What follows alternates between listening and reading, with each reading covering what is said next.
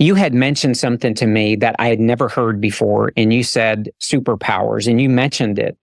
And I was fascinated. In my summary, and I want you to explain on this, is that you said that you've been able to identify your superpowers. And then you said to me, you said you have superpowers, and we talked about that. But I wanted to share with you how much that meant to me.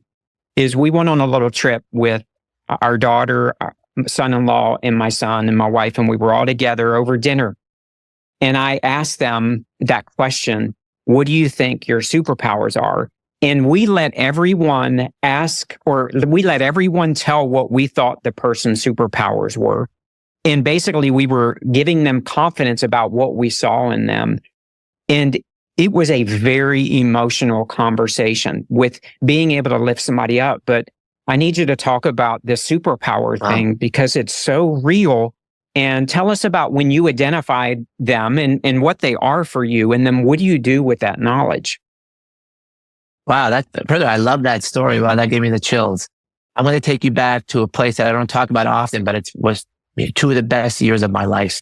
When I first tried to get into medical school, I got a bunch of rejection letters. I remember going to the mailbox and rejection. And I said, screw this. I'm going to go somewhere. And I applied to a little island in the Caribbean called Grenada, St. George's University School of Medicine. People thought I was crazy. I went there, and now so here I have a lot of family members. You're always around. You're kind of like always in your shell, and maybe there wasn't a lot of opportunity because I was young compared to my cousins and my brothers and everything. But now I'm by myself, and now I'm on an island, and I'm in medical school, having a grand old time. It was amazing. And then, I find myself doing these things, and I was just doing them. And I'm not going to go into all of them. I'll give you the one good example is this was before we had email. That's how old I am. Because the island was kind of behind the times. And they had a big mail room. And in the mail room, you'd have buckets of mail that was all tied together with rubber band. And we would come back from class at around noon from lunch break, and we'd go to the mail room, and there was like one guy working in the mail room. And he would say, name, is it Peter Antevy? And then he'd go through like 15 boxes looking for the one letter from my mom. And I said, what's going on here?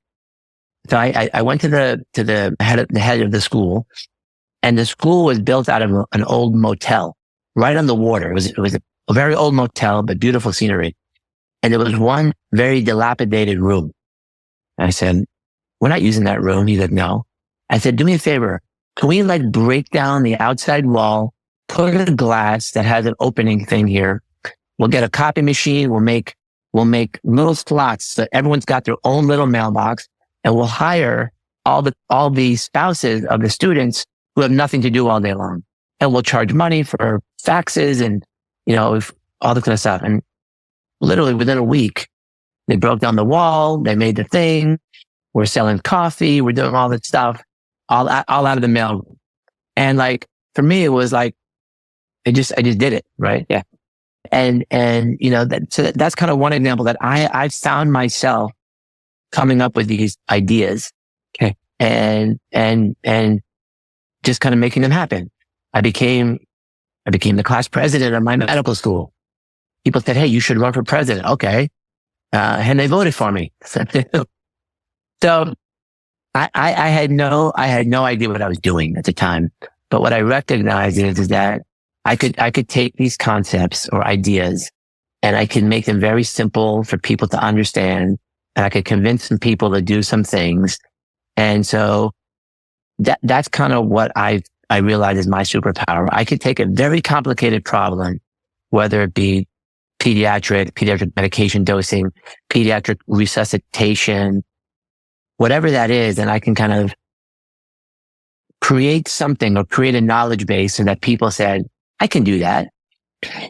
Or, hey, I'll help you fix that mail room, right? Now, I wasn't the one building the mail room. I'm not the one building the company. I'm not the one running the fire department, but my superpower is to give people inspiration that they can do those things, that you can treat a pediatric patient that we can build an application that will give you all that so that you can stay on theme.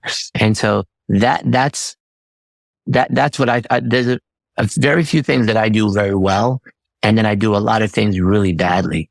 So I would say that is one of my superpowers, that I understand I need to be in that lane. And now I don't go out of that lane. I stay right where I need to be. And everyone around me understands that, and they keep me in that lane. That's how we go. That's how we roll. If you like this episode, check out the full podcast right here. If you want to see more videos, you need to check out right here. Remember, the most important person you're ever going to lead is you.